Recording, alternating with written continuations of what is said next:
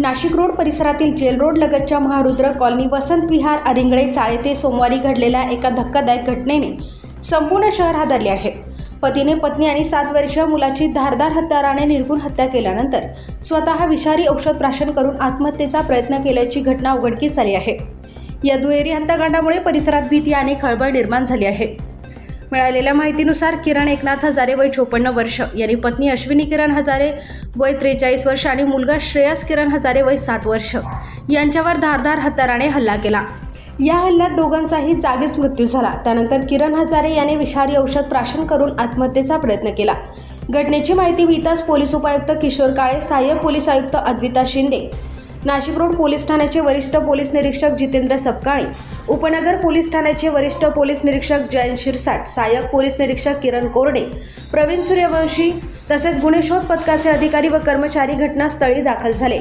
जखमी किरण हजारे याला तातडीने जिल्हा शासकीय रुग्णालयात दाखल करण्यात आले असून त्याच्यावर उपचार सुरू आहेत। मोबाईल फॉरेन्सिक पथकाने घटनास्थळावरून महत्त्वाचे पुरावे संकलित केले आहेत। प्राथमिक तपासात अश्विनी हजारे यांच्या डोक्याच्या मागील बाजूस धारदार हत्याराने गंभीर वार करण्यात आल्याचे आढळून आले, तर 7 वर्षीय श्रेयसच्या गळ्यावर वार करण्यात आले होते। अति रक्तस्रावामुळे दोघांचाही घटनास्थळीच मृत्यू झाल्याचे प्रथमदर्शनी स्पष्ट झाले आहे। पोलिसांनी दिलेल्या माहितीनुसार किरण आणि अश्विनी हजारे यांचा 2017 मध्ये दुसरा विवाह झाला होता। दोघांचेही हे दुसरे लग्न होते। किरण हजारे हा रुग्णालयांना ऑक्सिजन पुरवठा करण्याबरोबरच सोलर प्लांट उभारणीचा व्यवसाय करत होता।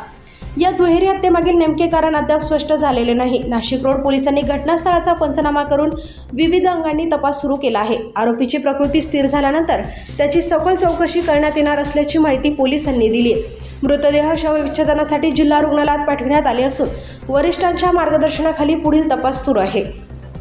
आज सकाळी 9 ते 21 वाजेपर्यंत आमच्याकडे डायल 112 वर चासकर अंमलदार आणि त्यांच्यासोबत आम्ही कॉन्स्टेबल ड्युटीला होते।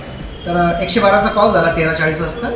अरिंगळे अरिंगळे त्या ठिकाणचे ओनर आहे, त्यांची चाळ आहे, त्यांच्याकडे तो भाडेकरू आहे। त्याच्या भाडेकरीने घरामध्ये त्याची पत्नी आणि मुलाचा फोन केला आहे असा कॉल झाला आम्हाला। तर मग आम्ही त्या चासकर यांनी आम्हाला कळवल्यानंतर आम्ही घटनास्थळी गेलो।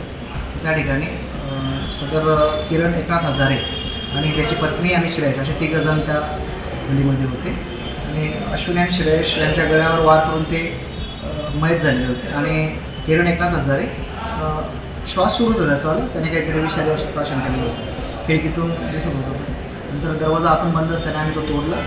त्यानंतर त्या ठिकाणी किरण एकनाथ हजारेला आम्ही तात्काळ मेडिकल एडसाठी मेडको हॉस्पिटलला पाठवलं।